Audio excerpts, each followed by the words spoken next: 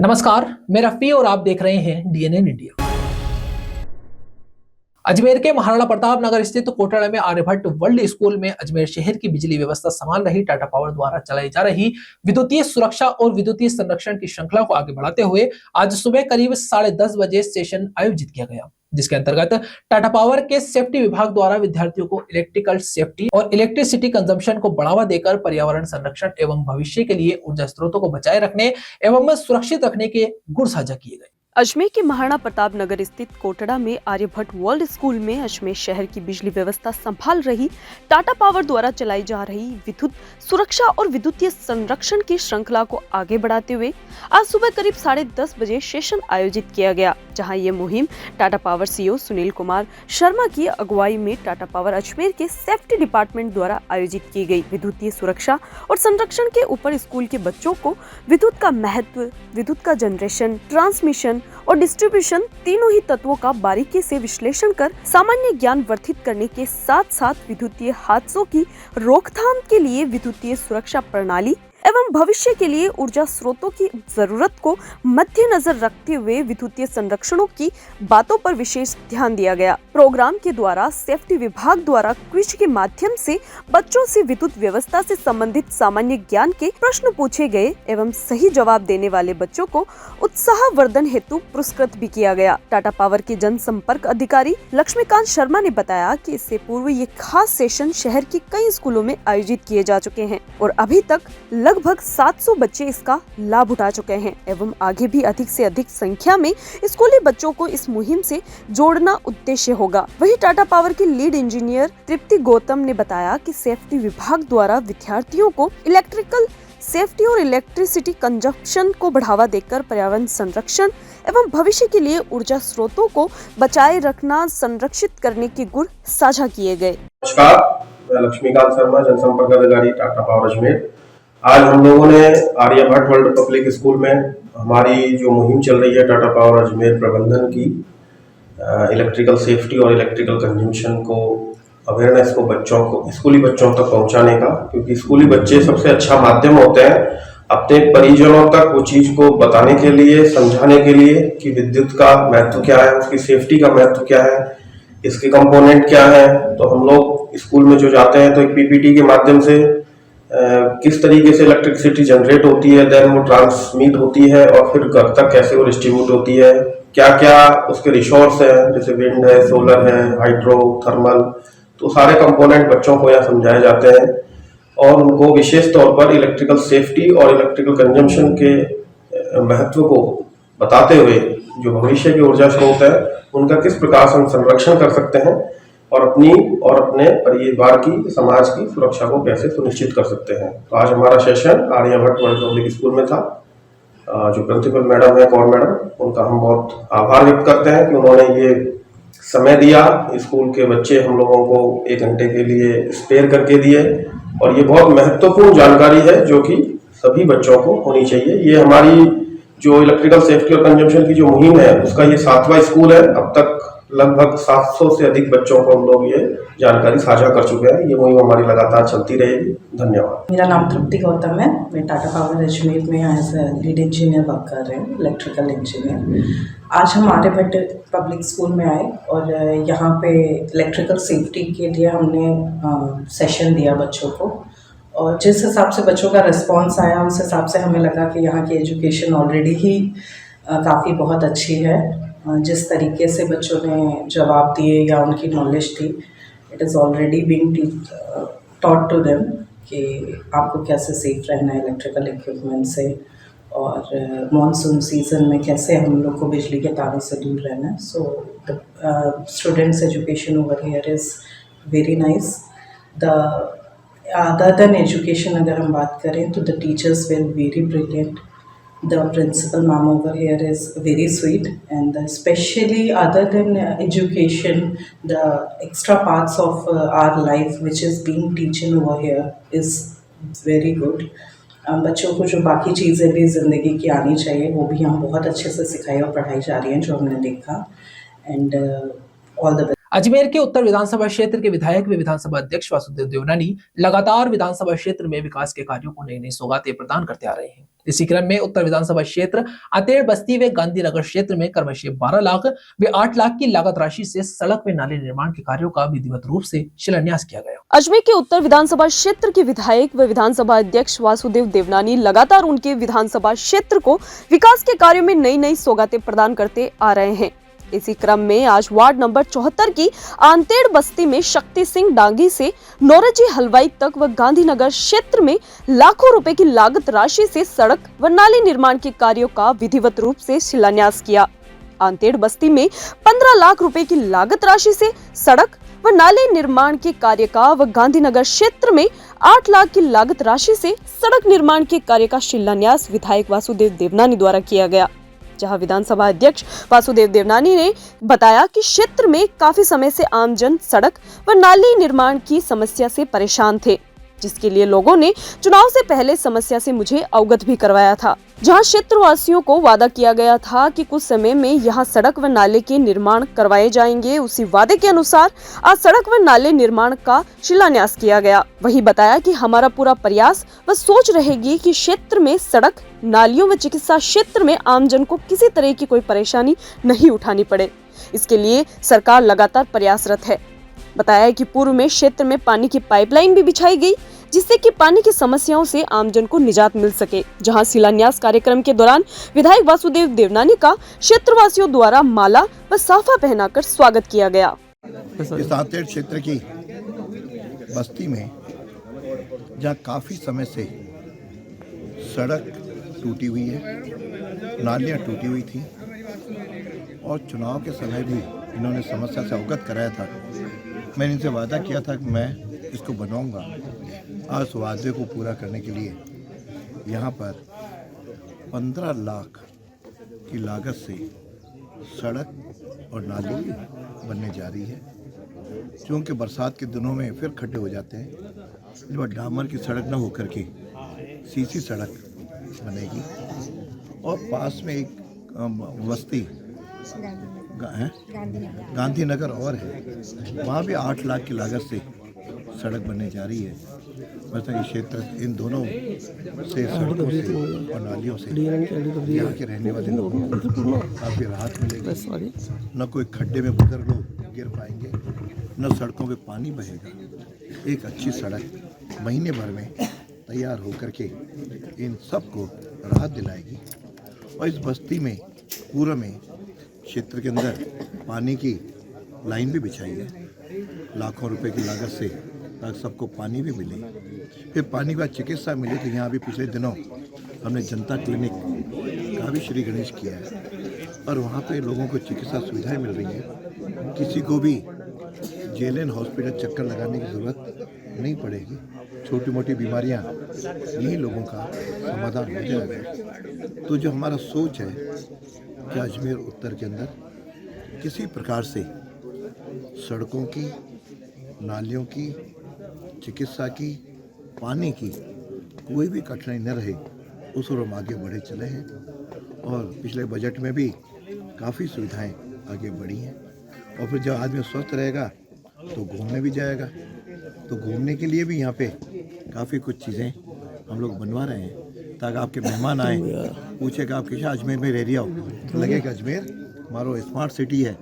उस प्रकार से भी हम लोग इसको बना रहे हैं। और इस बजट में भी काफ़ी नई चीज़ें भी मिलेंगी। तो ये अब अजमेर एक साफ स्वस्थ अजमेर, स्वच्छ अजमेर और स्मार्ट अजमेर हम लोग बनाने जा रहे हैं। तो आप लोगों से भी अपील करूँगा कि सफाई रखो और आप बच्चों को भी अच्छा पढ़ाओ। पास में स्कूल भी है, उसकी भी सुविधाएं हम लोग बढ़ा रहे हैं। मिल करके हम अच्छे बच्चों को शिक्षित बनाएं, ताकि कोई भी ये नहीं कहे कि हम पिछड़ी बस्ती में, आंतेड़ बस्ती में रह रहे हैं। हम सब लोग समान हैं, सब लोग आगे बढ़ें। तो राजस्थान की सरकार और केंद्र की सरकार आपकी सुविधाओं के लिए पूरी चिंता कर रही है। तो मैं आप लोगों को बहुत बहुत शुभकामनाएं, ये अच्छे बने। और भी कोई तकलीफ हो तो आप बताएं, सब लोग स्वस्थ रहें, हम मिल करके काम करें। अजमेर के न्यू गोविंद नगर स्थित घर में अज्ञात कारणों के चलते आग लगने से चारों तरफ हड़कंप मच गया। सूचना मिलते ही रामगंज थाना पुलिस के साथ अग्निशमन विभाग की गाड़ियां मौके पर पहुंची और आग पर काबू पाया गया। रामगंज थाना पुलिस आग लगने के कारणों को लेकर जांच में जुटी है। अजमेर के न्यू गोविंद नगर स्थित घर में अज्ञात कारणों के चलते आग लगने से चारों तरफ हड़कंप मच गया। सूचना मिलते ही रामगंज थाना पुलिस के साथ अग्निशमन विभाग की गाड़ी मौके पर पहुंची और आग पर काबू पाया गया, जहां बताया जा रहा है कि आग लगने से मकान मालिक को काफी नुकसान हुआ है। रामगंज थाना पुलिस आग लगने के कारणों को लेकर जांच में जुटी हुई है। रामगंज थाने के हेड कांस्टेबल विजेंद्र ने बताया कि न्यू गोविंद नगर गुर्जर छात्रावास के पास पुनीत बंसल नाम के व्यक्ति का मकान है, जहां थाने पर सूचना मिली कि उनके मकान में आग लग गई है। घर के अंदर परिवार मौजूद था। आग किन कारणों के चलते लगी इसकी जानकारी नहीं है। सूचना मिलते ही मौके पर पहुंचे और साथ ही अग्निशमन विभाग को भी इसकी सूचना दी गई। हेड कांस्टेबल ने बताया कि अग्निशमन विभाग की गाड़ी मौके पर पहुंची और आग पर काबू पा लिया गया है। घर के एक कमरे में आग लगी थी, हालांकि किसी तरह की कोई जनहानि नहीं हुई है। आग लगने के कारण कमरे में रखा सामान जल गया है। आग के कारणों को लेकर पुलिस जांच कर रही है। न्यू गोविंद नगर है, गुजर छात्रावास के पास मकान है पुनीत बंसल का, जहाँ पर इतला मिली अभी टेलीफोन से वहाँ एक माता जी रहती है, उनका परिवार जन रहते हैं, जो कमरे के अंदर आग लग गई। किस कारण से लगी वो पता नहीं चल पाया। फायर ब्रिगेड को बताया, फायर ब्रिगेड आ गई है, कर्मचारी आग बुझाने में लगे हुए। तो मकान में कोई था या खाली था? नहीं, मकान में रह रहे हैं ना, पुनीत बंसल उनका परिवार रह रहा है, उनकी माता जी रह रहे हैं, उनका बच्चा है वो रह रहा है। कोई जनानी तो नहीं? अब वो पूरी आग बुझेगी, उसके बाद में पता चलेगा अंदर क्या नुकसान हुआ। बाकी जनहानि कुछ नहीं हुई, सामान कोई। यहाँ रुकते एक छोटे से ब्रेक के लिए, जल्द हाजिर होंगे खबरों के नए सफर के साथ। कैंसर बीमारी ही ऐसी है, चिंता तो होगी ना। लेकिन अब अपनी चिंता को बदलो विश्वास में, क्योंकि आदिनाथ कैंसर मेडिसिटी में है रेडियोथेरेपी, कीमोथेरेपी और कैंसर सर्जरी के उपचार के साथ आधुनिक सुविधाएं भी। विजिट करें आदिनाथ कैंसर मेडिसिटी एट चाची आवास Ajmer.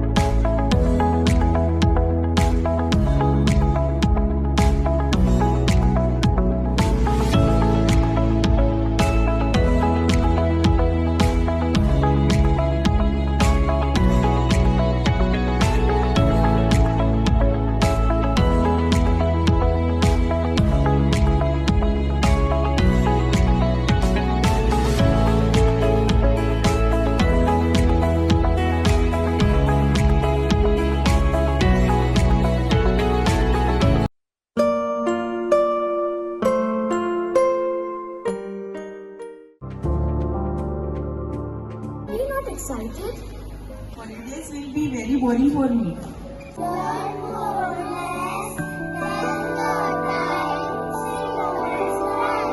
I opt for using black rice and sugar. This black rice has a very unique flavor. या किसी और दुकान के काउंटर पर नहीं होगी। हमारे यहाँ पर हर प्रकार की मिठाई शुद्ध देसी घी से तैयार की जाती है। और अगर घर में कोई पार्टी कर रहे हो या फिर विवाह का प्रोग्राम है, किसी बच्चे का जन्मदिन मना रहे हो, तो इन सब मौकों पर ऑर्डर पर स्पेशल मिठाई तैयार करवाने का खास प्रबंध किया गया है। इसके साथ हमारे यहाँ पनीर, दही, लस्सी आदि सामान भी मिलता है, जिसको आप ऑर्डर पर मंगवा सकते हैं। ज्यादा जानकारी के लिए आप हमें संपर्क कर सकते हैं। आशु स्वीट्स, नसीराबाद रोड, नगरा, अजमेर, और आबकारी के पास Taragarh road, Ajmer. Mobile number 9414709358। Ajmer के तोपदरा स्थित गढ़वाल पैलेस में भारत रत्न सम्मानित डॉक्टर भीमराव अम्बेडकर की 133वीं जन्म जयंती के अवसर पर वे साल के शुरुआत के अवसर पर welfare association of SC/ST employees and officers northern zonal committee नई दिल्ली का अधिवेशन आयोजित किया गया। भारत रत्न डॉक्टर भीमराव अंबेडकर के विचारों पर चर्चा कर संविधान को बचाने की शपथ ली गई। अजमेर के तोपधड़ा स्थित गढ़वाल पैलेस में भारत रत्न सम्मानित डॉक्टर भीमराव अंबेडकर साहब की 133वीं जन्म जयंती के अवसर पर साल के शुरुआत के अवसर पर welfare association of SC/ST employees and officers northern zonal committee नई दिल्ली का अधिवेशन आयोजित किया गया। भारत रत्न डॉक्टर भीमराव अंबेडकर के विचारों पर विस्तृत चर्चा कर संविधान को बचाने की शपथ ली गई। जिसके अंतर्गत SC/ST जाति के सभी कर्मचारी, अधिकारी व प्रबुद्धजनों ने शिरकत की। SC/ST के राष्ट्रीय प्रधान महासचिव ने बताया कि तत्कालीन सरकार ने भारत में आरक्षण के तहत SC/ST समाज को गरीबी सीमा से ऊपर लाने का काम किया था। वहीं इसके विपरीत आज की भाजपा सरकार SC/ST जाति के लोगों के विकास पर बात तक नहीं करती। पूर्व में 40 लाख लोग सरकारी नौकरियों पर कार्यरत होकर लाभान्वित हो रहे थे, जो घटकर 4 लाख हो गए और आने वाले 3 सालों में यह घटकर आंकड़ा 1 लाख तक पहुंच जाएगा। सरकार के पास SC/ST समाज के विकास के एजेंडे का अभाव है। समाज के लोगों से वोट तो चाहिए सरकार को, परंतु विकास नहीं करना। साथ ही बताया गया कि मई 2025 में अम्बेडकरवादी विचारधारा वाले लोग टोरंटो में एकत्रित होंगे और अंतर्राष्ट्रीय स्तर से SC/ST समाज के विकास के मुद्दों को शुरू करेंगे और इस माध्यम से सरकार को बताएंगे कि देश की 1/4 आबादी वाले समाज के विकास के बिना देश का विकास संभव नहीं है। साथ ही जनसभा के माध्यम से समाज बंधु सरकार से मांग कर रहे हैं कि SC/ST समाज के विकास पर ठोस एजेंडा तैयार करें और समाज के विकास की जिम्मेदारी लेवें। देखिए, आज हम लोग राजस्थान में इकट्ठा हुए हैं। अजमेर पवित्र नगरी है, यहाँ पर दरगाह है, पूरी दुनिया के लोग यहाँ पर अपना माथा टेकने आते हैं, दुआ मांगने आते हैं। यहाँ पुष्कर जी का भी प्रसिद्ध मंदिर है। तो इस पवित्र नगरी पर आज हमारे अनुसूचित जाति जनजाति समाज के जो बुद्धिजीवी हैं वो दूर दूर से यहाँ पर इकट्ठा हुए हैं और चिंता हमारी ये है कि जो हमारे समाज की आज जो स्थिति खराब हुई है, उस स्थिति को आरक्षण के माध्यम से ही तत्कालीन सरकारों ने देश का राष्ट्रीयकरण करके घर घर में नौकरी पहुँचा करके इन समाज के लोगों को गरीबी की रेखा से ऊपर लाने का काम किया था। लेकिन आज जो स्थिति है वो उल्टा हो गई है। 40 लाख लोग देश की सरकारीकरण की नीति से सरकार की नौकरी पाने में कामयाब हुए थे। आज ये लोग 4 लाख के आसपास बचे हैं और आने वाले 3 साल के अंदर ये संख्या 1 लाख के आसपास बचेगी। सरकार के पास SC/ST समाज के डेवलपमेंट का कोई एजेंडा नहीं है। उनको इस समाज की वोट तो चाहिए, लेकिन इस समाज के डेवलपमेंट का उनके पास कोई एजेंडा नहीं है। इन सब बातों को लेकर के आज की बैठक में सलाह मशवरा किया जाएगा, निर्णय लिए जाएंगे, प्रस्ताव पारित किए जाएंगे और आने वाले मई 2025 के अंदर हम सब लोग दुनिया के जो अम्बेडकरवादी हैं, टोरंटो जो कनाडा की धरती पर स्थित है, वहाँ इकट्ठा हो रहे हैं। वहाँ पर एक अंतर्राष्ट्रीय मंच पर ये चर्चा होगी, आंदोलन तैयार किया जाएगा और भारत की सरकार को इस बात के लिए मजबूर किया जाएगा कि देश की 1/4 आबादी के डेवलपमेंट की बात किए बिना भारत के विकास की बात करना बेईमानी है। और ये देश का वो तबका है जो देश के अनुसूचित जाति जनजाति समाज के डेवलपमेंट के दिन रात काम करता है। इसलिए हमारा ये कहना है कि सरकार को अनुसूचित जाति जनजाति समाज के डेवलपमेंट के लिए कोई ठोस एजेंडा तैयार करना चाहिए और इनके डेवलपमेंट की जिम्मेदारी लेनी चाहिए। सर, आप देख रहे हैं देश के अंतर्गत एक माहौल सा बनता जा रहा है। कहने को कहते हैं लोग कि संविधान से देश चल रहा है, बाकी अंदर ही अंदर हम जो महसूस कर रहे हैं कि शने संविधान को समाप्त किया जा रहा है। आज जैसा भी हमारे अखिल भारतीय महासचिव महोदय ने पूरे उत्तर क्षेत्र के समाज को जो यहाँ पे उपस्थित है, जिनकी संख्या आप 300 से ज़्यादा देख रहे हैं, इन लोगों को एक संदेश दिया, बताया। वह संदेश बिल्कुल शाश्वत है, सत्य है कि हमारे जो कभी हम 40 लाख लोग हुआ करते थे सरकारी नौकरी के अंदर, आज 4 लाख लोग हैं और आने वाले समय के अंदर हमारी पीढ़ी को नौकरी का अभाव है। बस इसी के लिए संघर्ष।